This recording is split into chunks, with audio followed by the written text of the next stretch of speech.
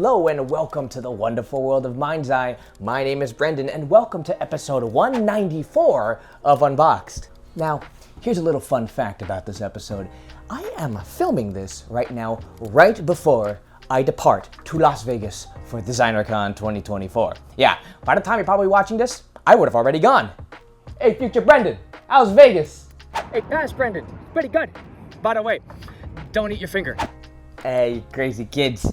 So, let's focus on the here and now, or the past. You get what I mean. We're gonna be opening a full case of mightyjaxx Jujutsu Kaisen. You have 6 boxes of cursed sorcerer goodness inside, so let's not waste any time. Let's get unboxed. Before we begin, did you guys like? Did you subscribe? Make sure you tune in for all kinds of great content, from unboxings to artist interviews. Into the case. Yeah, very quick this time. Oh man, I'm so used to nearly tearing these things open. Here's a box for those ever curious. You can see right here, Yuji is right smack dab in the middle. And in the sides, there's our poles. You can see we have Kento Nanami, Satoru Gojo, Megumi Fushiguro, Yuji Itadori, Nobara Kugisaki, Mahito, and the secret, I wonder who it is. I'm sorry if I butchered those names, by the way. And you can see we have a little blurb. Witness the clash between curses and sorcerers. Each character's cursed energy crystallizes, not crystallizes, in this thrilling battle-ready blind box series. Ooh, intense, just like the show itself. All right, case at the ready, first box. Who do I go for? I'll go you. Box number 1. There's no groove here, so you gotta be a little bit reckless. Now, spoiling yourself with the series is very, very hard, because every single sorcerer has a cursed energy coming out, and I don't want to spoil it, so I'm just going to close my eyes, and I'm going to take the cursed energy, and you decipher whatever you think it is. I'm just putting that to the side. Yeah, okay. And then I'm going to get the figure itself. Yeah. Hey, it's Nobara. So that means her cursed energy is the tax. Okay, good. And also inside is a base. Wonderful. And then our lovely card. All right, let's start putting all this together. So here's the base. You can see it kind of looks like the roof of like an old temple. And then you can see there's pegs that are pointing out, and that's for the figure. And then there's pegs pointing in, and that's for the cursed energy itself. It's a bit tricky to figure out which tack goes in what. Okay, there's one. This one I think might go over here. A bit of a puzzle, really. Maybe here. No, not here. Here. Okay, it's gotta be here. Oh, yep. There we go. And the other one, this one's got a big peg, so I assume that goes right over here. And then lastly, this little peg goes right around here. There we go. Then just take Nobara and her feet over here, and then you just sort of gently wiggle and finagle it to fill up the holes. And as you can see, Jaxx really outdid themselves in using the whole crystal theming to just create a very, very dynamic diorama of Nobara and her cursed energy just poking out. This is very nice. What's great is that she has her normal tacks on the left hand and then the hammer on the right. Or is that the right? That's the left. Oh, I always get confused by this stuff. Here's Nobara's card, and what's cool is that it tells you what her technique is called. So her cursed technique is hairpin. So hairpin is... No, that's not right. I gotta say it a better way. Hairpin! Why do I sound like freaking Incrediboy? Cool, ready for takeoff! Nobara Kugisaki, cursed technique, hairpin! The ability to imbue nails with cursed energy, launch them into the enemy, and detonate with a powerful blue explosion. All right, that's best girl not named Maki down. We can move on to the next one, and I'll grab you right along to the side. Wonder who you are. There we go. Open up, and then cursed technique. I don't want to see.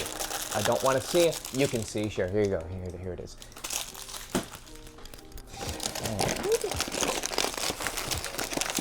Yoink!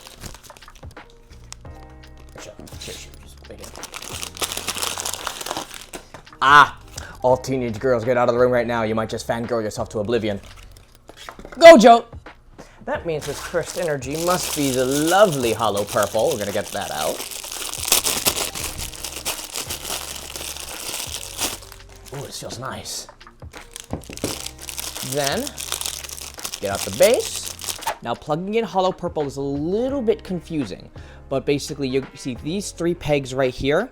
That's where, see the ball facing the front, then you sort of like line them up and squish them in. It's gonna take some stretching, so you just put them in gently but firmly, plug them into the holes. It may take some finagling, but eventually, in time, it will come together. Right now, luck is not so much on my side, but eventually, when you push enough, there you go. Now, that has to go in first. Then, Gojo kind of slides in between, and then you would just peg it into the remaining holes. Once again, just takes a little bit of finagling. You might need to stretch the figure just a wee bit, but the plastic is strong enough to hold. And eventually, he comes out looking like this. It takes some effort, but wowie zowie is it worth it. The crystal effect and the purple going to white as it reaches Gojo's hand. The striking hair sculpt right here, all the little strands. This one looks phenomenal. Here's his card. Satoru Gojo Curse Technique Hollow Purple.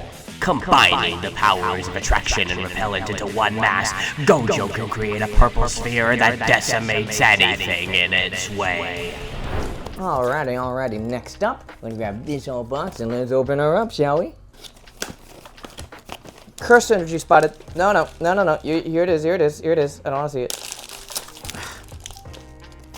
And out goes. Uh-oh. Bad guy alert. It's Mahito. So Mahito actually has 3 crystal effects. Look at that, looks like scorpion tails. Now Mahito is also a bit tricky, so pay attention. There's going to be this piece here, and at the bottom, very hard to see, but there's actually a hole on the second slot here. That would actually slide in on the back, like so. Then, on the front, there is this piece. And then at the bottom of the big old bulb is another hole. That goes right over here. So now you have 2 scorpion tails sticking out from the side. Then Mahito actually comes in next. And then that's where this peg goes right in the hole. But I'm sure you're wondering, but what about the third piece? Well, I'm glad you asked. Once Mahito is tabbed in, the third one, see at the very end, there's a little hole. But where's the peg? It's actually his fingers. So then you would just plug one of them right in there. Oops, I'll just have to fix that later. But you'd have to plug that right in there for it to start coming out. Takes a lot of blood, sweat, and tears, but eventually Mahito comes through beautifully. Here's his card. Mahito Curse Technique Idol Transfiguration. The ability to manipulate the shape of himself or others to take on new forms or weapons. Next box, here we go. That one. No looking at the curse technique, ladies and gentlemen. No looking. Okay, you can look. Okay, no more looking for me. Yeah. Inside is, it's Nanami. Nanami has 2 cursed pieces. One big, one small. And fortunately for us, the base this time actually has 2 indents, allowing you to perfectly place those on. So let's do it. Piece 1 has a hole on the 2 spikes that would actually go into the indent right here. Just we wedge that in, and then eventually, these are tough though. You gotta be a real sorcerer to put these things in, I swear. There. While piece number 2 has a little bit of a decorative effect that would then slide right into here. Right under is a peg where you can then just place Nanami. Just loop him through the energy and then let him peg right in. Simple dimple. This one is probably one of my favorites already. You can see sort of how the energy loops around to the little bat here. And what's funny is that Nanami's a pretty big guy, pretty big bulky guy. You wouldn't get that impression from the toy now, would you? Now that's called stylization, folks. Say it with me now, my friends. Kento Nanami Curse Technique Collapse. The ability to create a weak point in a target which can be hit, causing a ripple effect that can completely annihilate the enemy. 1 down, 2 to go. Yeah. Wiggle, wiggle.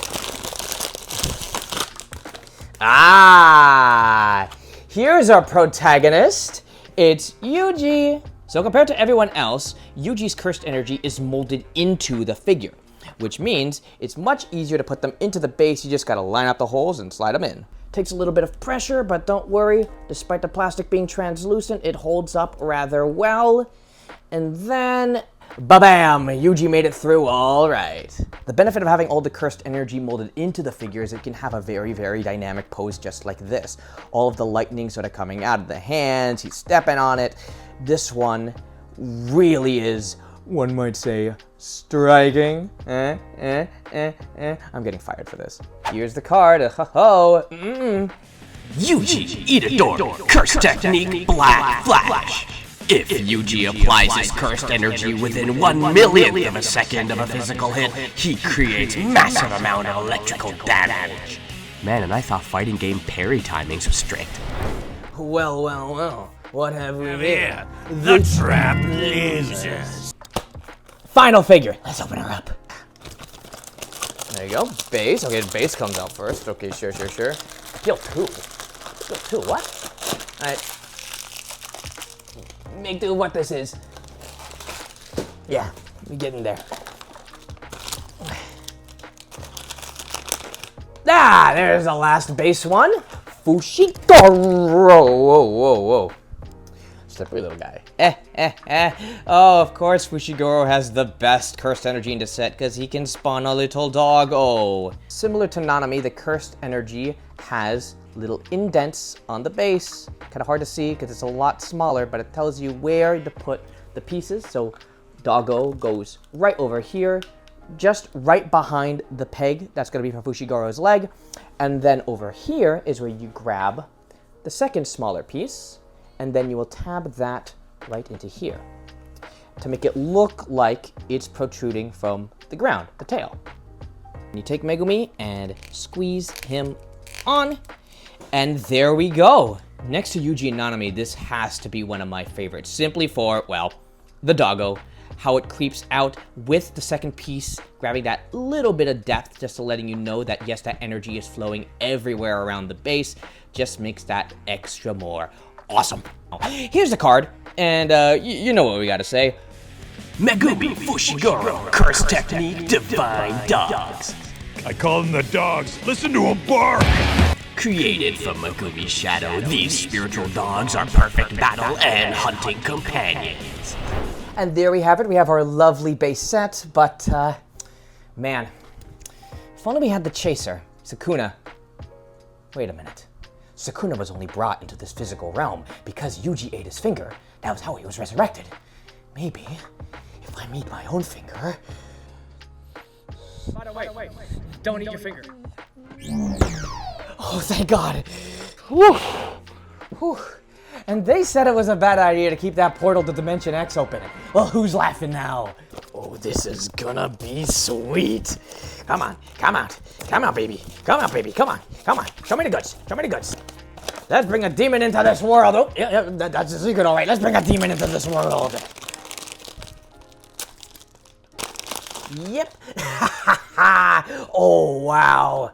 Yeah, no, that's worthy of a chaser, all right. That is Sukuna. Give me the base. As fitting for the evil spirit that lives inside Yuji's body, Sukuna comes as one mold, which means you would just take the base, see that big old indent right here, and just 1, 2, 3, 1, 2, 3, and then just slide it in. Ooh, that's easy. Now Sukuna looks divine. He is sitting on a throne of his own cursed energy that seem to be skulls lined around the back here, and then we have a rib cage sort of as the back of the chair. How malevolent, how evil, how completely badass. One more time, folks. Ryomen Sukuna, curse technique, domain expansion. The ultimate technique in sorcery, domain expansion, allows you to create an alternate space in which you are in complete control. Now, ain't that lovely, folks? The full set of Jujutsu Kaisen from the original 6, as well as the chaser, and they look phenomenal. People say it's a curse, but in my eyes, all of these figures together, that's a blessing. So, that's a wrap. If you like this video, tell me, what is your favorite sorcerer? maybe in the show, or maybe in this set. What's your favorite figure even? Let me know in the comments below, and feel free to like, subscribe, all of that good jazz, all that good nonsense. And as always, keep your mind's eye wide open.